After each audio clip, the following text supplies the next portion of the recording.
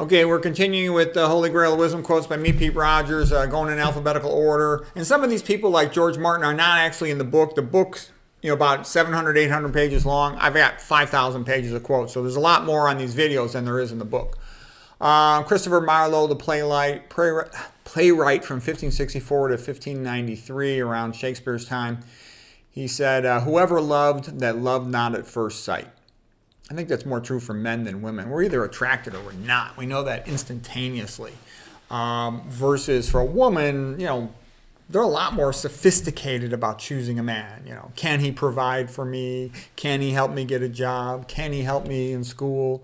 They're a lot. The guy just wants the woman, he's attracted to her, wants to sleep with her, thinks she's nice. Okay. The woman wants the guy to provide all these different needs for her. So she doesn't get as attracted as fast as the guy does.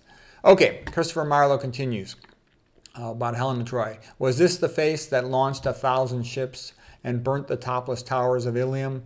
Sweet Helen, make me immortal with a kiss. Her lips suck forth my soul. See where it flies." Okay, kind of sounds like Faust there. Okay, "While money doesn't buy love, it puts you in a great bargaining position. There is no sin but ignorance. Come live with me and be my love, and we will all the pleasures prove." Okay, almost like a sight rhyme there. Gaius Marius from the ancient Rome, he said he rose to become a big shot, 7-time consul of Rome, despite the fact he had a meager birth, so he wasn't like a big nobleman, patrician.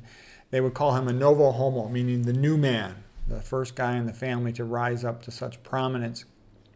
He married into the Julii family, which would eventually produce his nephew, Julius Caesar, the greatest general of all time in Rome and a nation of great generals. He went on to conquer Numidia, and he became part of his name, Gaius Marius Numidicus, more dignitas for his reputation. He started that method of recruiting his own personal army where the soldiers would be loyal to him rather than to Rome at large, and this was sort of a dangerous precedent, of course, copied by the other generals like Pompey and Julius Caesar and Octavian Caesar, etc. Just one quote from Gaius Marius: "Ask yourselves what matters more, words or actions. They may look down on my humble origins, but I have nothing but disdain for their idleness." Yeah, and I always like a guy, Cicero was a bit of a novo homo, a guy who came up from relatively humble origins. And most of us do. So we like that, to see the underdog make it to prominence. This is just Johnny Marks. He wrote the Rudolph the Red-Nosed Reindeer song. I liked all that stuff when I was growing up. All that Christmas stuff was great. Frosty the Snowman. Okay, all that stuff. The Grinch Who Stole Christmas.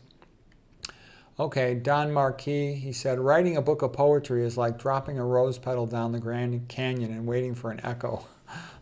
Nobody reads poetry anymore. It was a big deal back in the day with Lord Byron. Perry Marshall, he wrote a good book on evolution called 2.0. He has sort of an engineering background, so it was kind of interesting to get his perspective on evolution. I remember enjoying his book. DNA code is like a word processor document. Yeah, it's like a 3.3 billion base pairs. Imagine writing a book, 3.3 billion characters of complex biochemistry, and thinking that happened spontaneously. I don't think so. Where did the information come from? There's only one reasonable explanation: from God.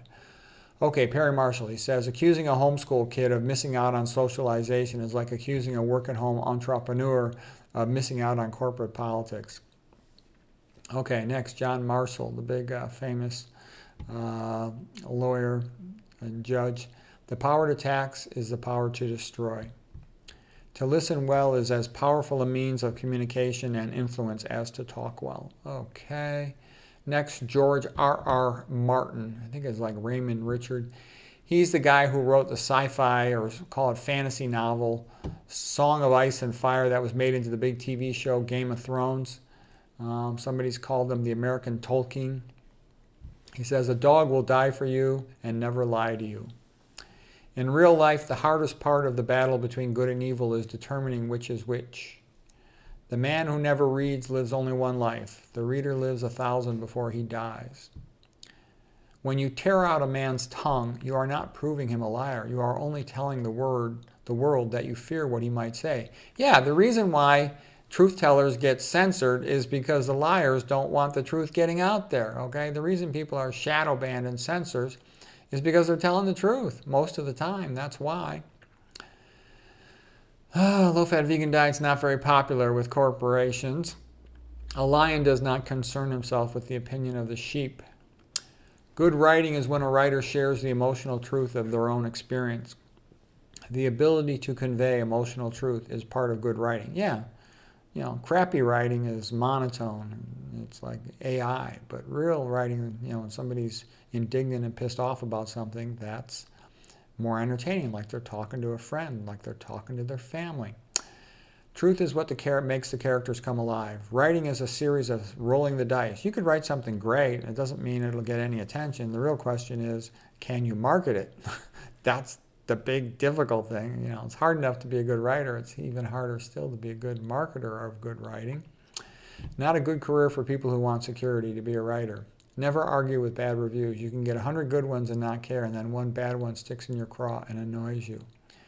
Every man should lose a battle in his youth, so he does not lose a war when he's old. I think, in a sense, that's kind of what happened to me.